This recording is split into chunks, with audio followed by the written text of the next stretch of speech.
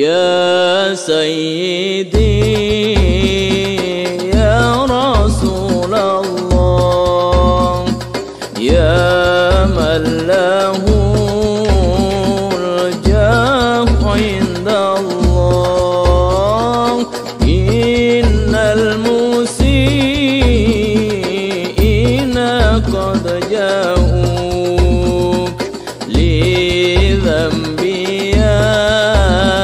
يستغفرون الله يا سيدي يا رسول الله يا من له الجاه عند الله. Dikit lagi amma ba'du, kita lanjutkan kaji kita terkait dengan sholat khusyuk, gangguan dari jin kanjat. Didasari dulu bukan di bab nih, video kedua ya, babnya tetap bab 1. Allah berfirman di Quran surat Al-A'raf ayat 179, dibaca Iwan.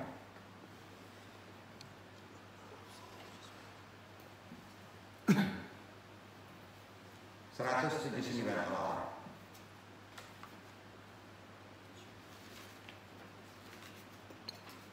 Tadi udah jelas amalannya ya, dicatat aja sendiri ya, catat aja. Dan tolong jangan disebar khusus di sini. Anda mengunci ya. Karena takut dibawa jahil. Takut dibawa jahil. Jadi yang ada di sini itu mungkin Allah mengaturnya.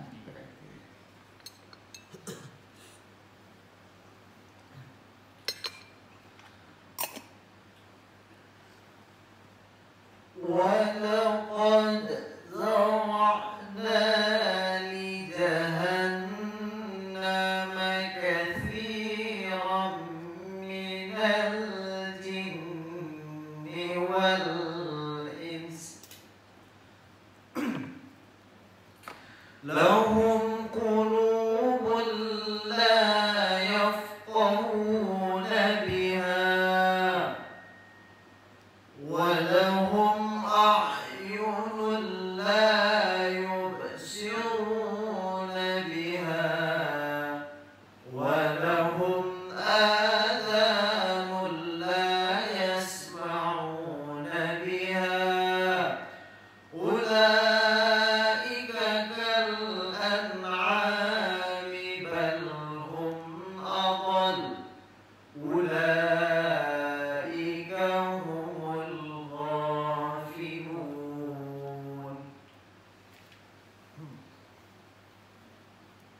Dan sesungguhnya kami jadikan untuk isi neraka jahanam kebanyakan dari jin dan manusia. Mereka mempunyai hati tetapi tidak dipergunakan untuk memahami ayat-ayat Allah. Dan mereka mempunyai mata tetapi tidak dipergunakan untuk melihat tanda-tanda kekuasaan Allah. Dan mereka mempunyai telinga tetapi tidak dipergunakan untuk mendengar ayat-ayat Allah.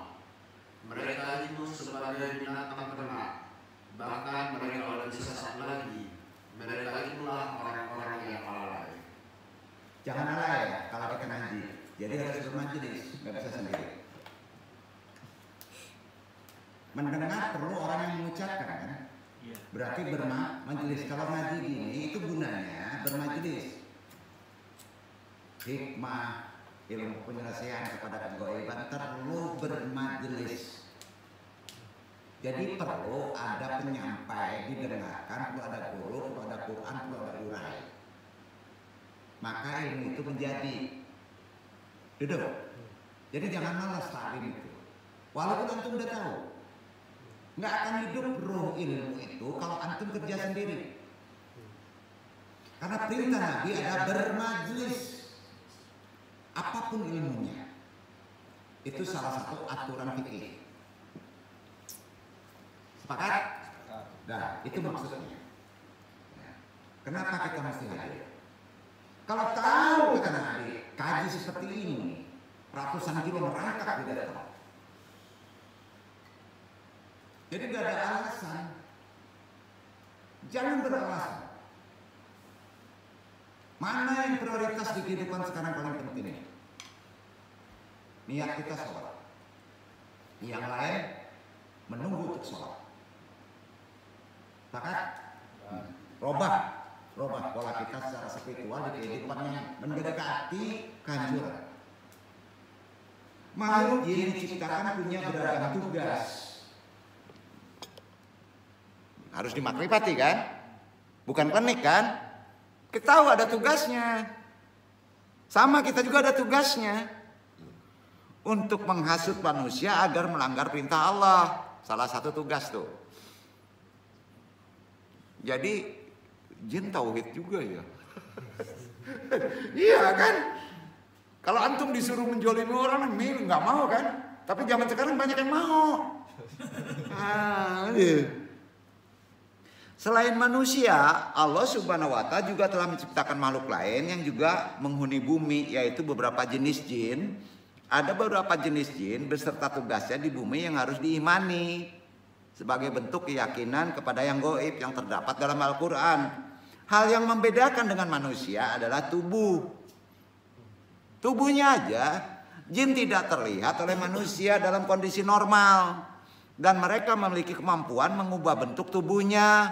Itu perbedaannya. Kita nggak bisa melihat jin, jin bisa melihat kita.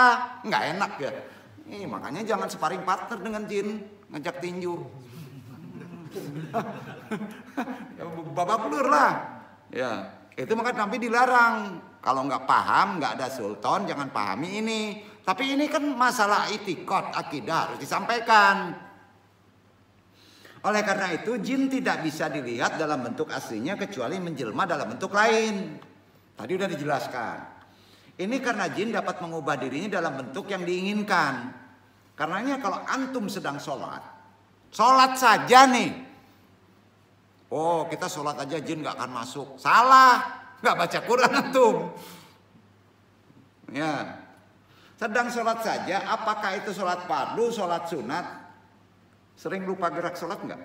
Sering kemana-mana nggak? Sulit khusyuk kan? Bukti ada gangguan kan? Ya logika kita lah. Lupa jumlah rakaat. Kalau di sini belum ada merasa dia nggak pernah lupa jumlah rakaat, bohong. Pada rakaat itu kan 4, 2, 3 itu aja kan. Ada juga yang lupa kan. Sepinter apapun juga. Bukti ada gangguan. Nah. Hingga bacaannya juga. Itu merupakan makhluk jin yang bernama kinjib. Langsung aja deh. Ada yang menyebut kanzab. Yang punya khusus tugas hanya mengganggu manusia saat beribadah. Jadi bisa juga haji ibadah. Apalagi sedekah ibadah, bermajlis taklim ibadah. Ya, kerja kalau diniatkan ibadah juga diganggu makin jip ini. Yang paling sering pada sholat. Itu tugas khususnya. Seperti antum, misalnya kerja, ada kerjaan khusus nggak? Ada, yang di Pertamina, yang jadi mubalik, betul kan? Yang kinjib ini tugasnya hanya untuk waktu ibadah sholat. Itu tugas pokoknya, tapi ibadah lain juga sering masuk. Bukan korin saja. Duduk ya. Jadi pada saat ibadah, intinya kinjib atau kanjab adalah pengacau sholat. Tukang kacau sholat. Dan Allah meridhoinya begitu. Gimana tuh? Memang disuruh Allah. Dalam kitab Alam al-Malaika al-Abror Alam al-Jin wa Asyaiton. Nah, kitabnya itu tuh referensinya. Alam al-Malaika al-Abror dan Alam al-Jin wa Asyisyatin. Silakan cari aja di Mbah Google deh. Syukur-syukur dapat yang asli. Jika jin setan ini tidak bisa menghalangi seorang hamba untuk berbuat taat, ia akan berusaha untuk merusak ibadah agar tidak mendapatkan kekhusyuan, keikhlasan, ridho, pahala dan balasan. Dalam sebuah riwayat, pada suatu ketika seorang sahabat mendatangi Rasulullah dan berkata, hadis ini sahih, "In syaitana qad hadzaba salati an qiraati hadzaba qiraati." Artinya, sesungguhnya setan telah menghalangi sholatku dari bacaanku. Sahabat ngomong itu kepada Nabi. Ia mengaburkan bacaanku. Kemudian Rasulullah bersabda. Apa sabdanya? Daqa syaitonun asmuhu kanzibun. Faida ahsasta bihi fata'uddu bilah. Watafil an yasarika talatan. Itu adalah kata Rasul setan yang bernama kinjib. Apa? Kinjib. Jika engkau merasakannya, berlindunglah kepada Allah melalui isti'adzah atau ta'awud. Dan meludahlah ke kiri 3 kali. Kemudian sahabat ini berkata, fakumtu biqauli Rasulullah sallallahu alaihi wasallam hatta adaballah anni syaitona syaitoni. Aku pun melakukan sabda Rasul ini hingga Allah menghilangkan gangguan setan dariku. Hadis riwayat Muslim sahih. Udah dengar hadis itu? Paham ya? Nah, langsung amalan. Kalau sholat berarti kita baca ta'awud, a'udzubillahi minasyaitonirrajim, tiup 3 kali ke kiri. Jadi itu kode kalau zaman Nabi mungkin meludah karena di tanah. Bisa saja sendiri, bisa jadi imam. Tapi ingat, kita kalau berjamaah meludah ke kiri ngamuk orang. Di sini harus ditalimkan. Maka jumhur ulama tiupkan dengan keluar sedikit basah 3 kali. Sedikit basah. Dan itu yang paling ditakutkan oleh kinjib. Itu Nabi ngomong kayak gitu. Hadisnya sahih. Nah, riwayat Muslim. Karenanya saat seorang hamba mulai mengerjakan sholat, setan mendekati menggodanya agar lupa terhadap ibadahnya dan diingatkan pada urusan-urusan dunia. Itu kan kejadian umum. Allahu Akbar, ingat utang, cemas. Kenapa itu? Kan ada solusinya. Nggak baca Quran, nggak baca hadis, dan langsung amalannya. Jadi dalam Sahih Muslim disebutkan riwayat Rasulullah bersabda, kuatkan lagi ya. Inna syaitona ida sami'a sautal adani kauta udunaihi warakada hatta la yasma'u sautal adnani. Faida faroka minal adnani radha'a fayukri al-basari. Faida sami'ali komata harab hatta la yasma syawatal ikomati. Faida antahal al-ikomati radha'a fatakahada. Sesungguhnya setan ketika mendengar suara azan, ia menutup telinga lalu berlari. Pas Allahu Akbar kabur dia tuh, tutup telinga, lari lu setan. Ya, hingga tidak mendengar suara azan itu. Ketika azan selesai, ia pun kembali lagi. Istiqomah dia, itu yang diambil. Manjada wajada, betul nggak? Bersungguh-sungguh dia menggoda, bersungguh-sungguhlah talim. Ambil sisi positifnya, betul kan? Ketika azan selesai, ia kembali lagi menggoda manusia.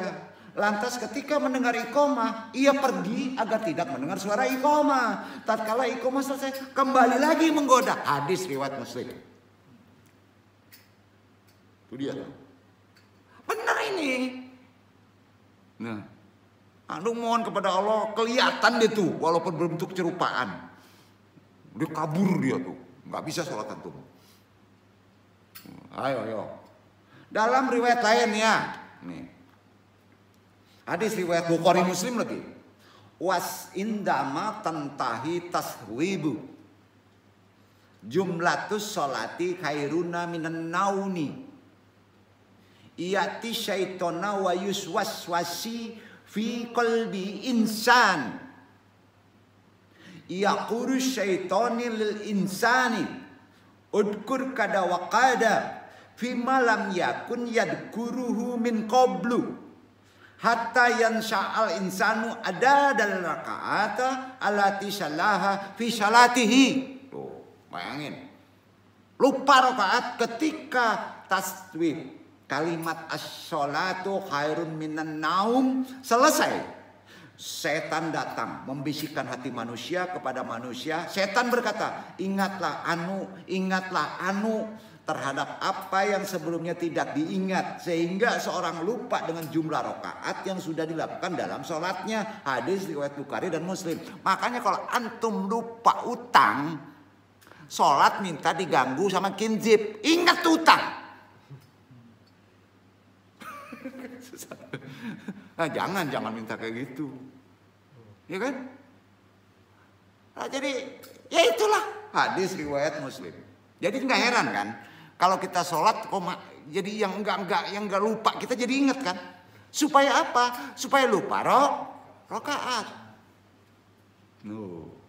Riwayat tentang jin kinjib yang mengganggu sholat kaum muslim ini pula dinukil ya.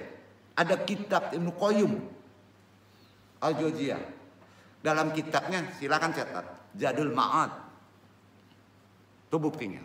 Kitab Zadul Ma'ad. Jin kinjib juga akan membuat ibadah seorang terasa nggak nyaman dan membuatnya menjadi tidak khusyuk. Itu intinya. Supaya tidak khusyuk. Khusyuk udah kita bahas kemarin. Tapi kalau nggak tahu persoalan pengganggunya juga sulit khusyuk, betul kan? Nah, itu maksudnya.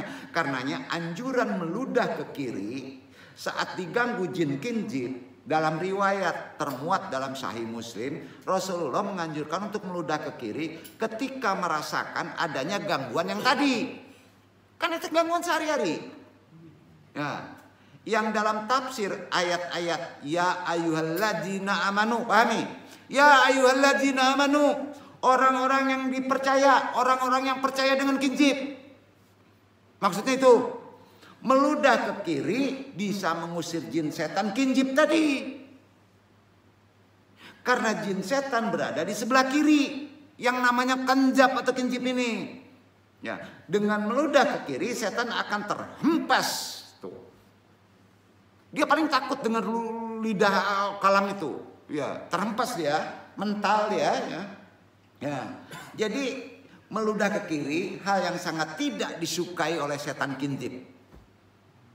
Nah, maka dari itu jin setan tidak akan berani mendekat. Dan perlu dipahami ikhwan, perlu dipahami nih ikhwan ya. Kalau dalam sholat di dalam ruangan, maksud meludah ke kiri ketika mendapat gangguan kinjib ini dilakukan secara simbolik jumhur ulama. Nah, ini takutnya crot aja kan, ini kacau ini. Bukan begitu. Lah, simbolik. Adabnya adalah sebagai berikut. Ini tutup kaji. Adab. Ini dulu, karena yang sering terganggu kan itu sholat. Jin bernama kanjab atau kinjib salah satu tugasnya adalah membuat manusia berpikir kemana-mana di waktu sedang beribadah khususnya sholat. Lupa rakaat, bahkan terkadang dada efek fisik menjadi sesak seperti tersengal dan timbul muak. Paham? Itu nggak ngantuk. Coba sholat kalau diganggu kinjib, walaupun antum tidur 10 jam tetap muak. Benar? Agak sesak. Jika antum merasakan beberapa hal gejala seperti itu, bisa jadi jin kanjab sedang berada di sekitarmu. Itu kata Nabi. Nah, lalu apa yang harus dilakukan jika merasakan kehadiran jin kanjab agar sholat kita tidak terganggu? Saat diganggu oleh setan kanjab ini, disyariatkan adalah diawali membaca isti'adzah. Berhenti baca isti'adzah.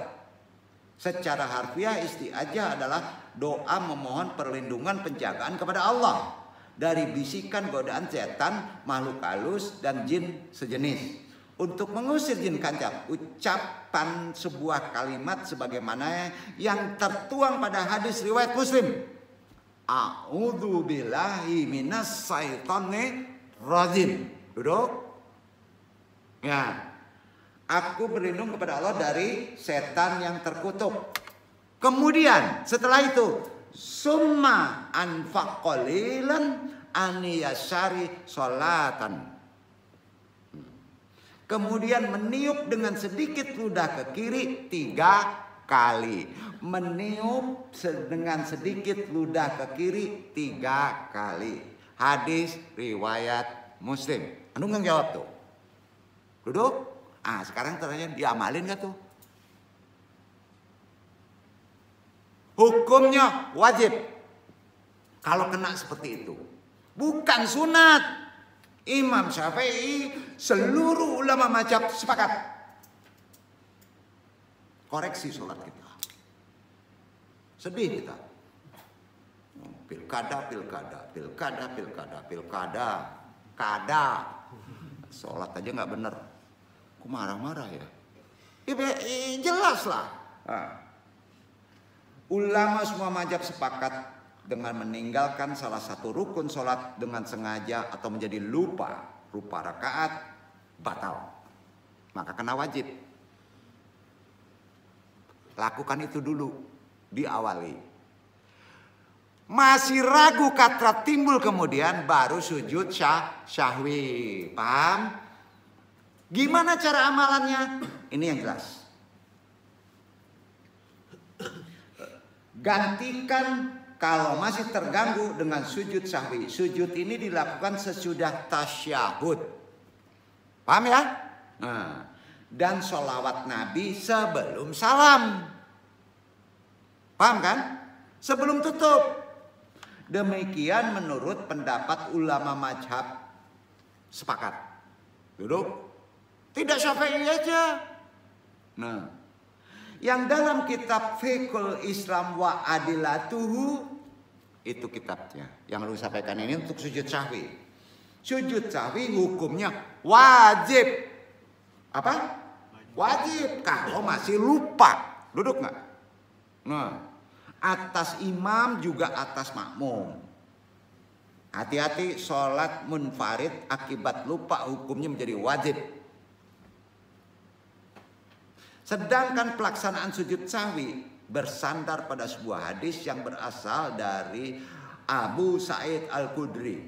Rasulullah bersabda, "Idza saqa ahadukum fi salatihi falam yadri kam salatalatan am arba'an falayatarahi sakawayabni ala mastaikon summa yasudu sajdata inna qabla in yusalim fa inna kana salah kamsan safa'an la salat tahu fa in ka salah itmaman li arba'an kanata targiman lil syaitani." Apabila kalian ragu dalam jumlah bilangan rakaat salat setelah melakukan yang di awal tadi, ya, maka tinggalkan keraguan tadi, ambillah yang yakin, kemudian sujud 2 kali sebelum salam, bukan sekali. Berapa kali? 2 kali. Jika ternyata dia sholat 5 rakaat, maka sujudnya telah menggenapkan sholatnya. Kok 5? Nanti orang jelaskan di bab kedua ya. Lalu jika ternyata sholatnya memang 4 rakaat, maka sujudnya itu adalah sebagai penghinaan bagi setan. Hadis riwayat Muslim. Tata cara sujud sawi saat lupa rakaat sholat. 1. Dilakukan sebelum salam. Sujud ini hanya perlu dilakukan sebanyak 2 kali. Banyak pun kesalahan dalam sholat yang dilakukan cukup 2 kali. Ya. Diriwayatkan dari Abu Abdillah bin Buhainah. Artinya aja. Ya. Setelah beliau Rasulullah menyempurnakan sholatnya, beliau sujud 2 kali. Ketika itu beliau bertakbir. Ya. Setiap akan sujud dalam posisi duduk. Duduk kan sebelum salam duduk tuh. Takbir dulu Allahu Akbar baru sujud sahwi 2 kali. Itu caranya. Beliau lakukan sujud sahwi ini sebelum salam. Hadis riwayat Bukhari Muslim. Falama atma salatahu sajada ini. Faqabaru fil kulli sajdatin wa huwa jalisun qabla an yusalima. Hadis ini sahih 2 kali tuh. Jadi sebelum salam duduk Allahu Akbar sujud. Allahu Akbar sujud. Pertanyaannya, apa yang dibaca waktu sujud sahwi?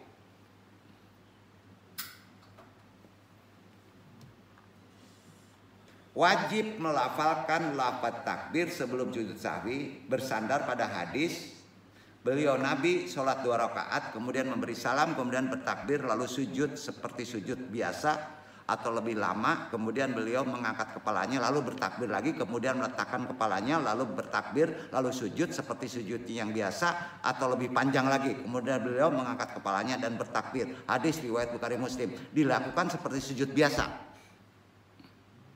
Sujud sahwi dilakukan sesuai dengan adab sujud biasa. Dalam artian melakukan sujud dengan 7 anggota tubuh yang menyentuh alas sholat atau lantai.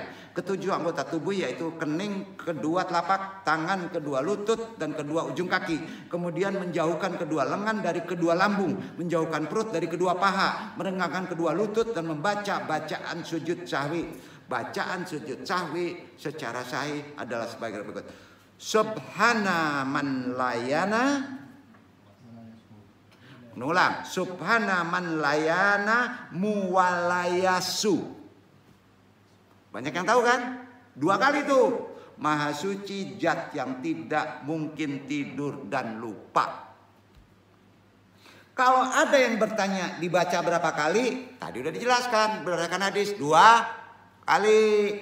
Nah, itu sebabnya wayun syahul insanu an yasjuda lil syahwi al-fahri ida kanatil waqaftu ba'da tahiyatil latajalu qasyiratan. Seorang dianjurkan untuk segera melakukan sujud sahwi bila jeda setelah salam masih singkat. Kesunahan sujud sahwi luput sebab salam secara sengaja.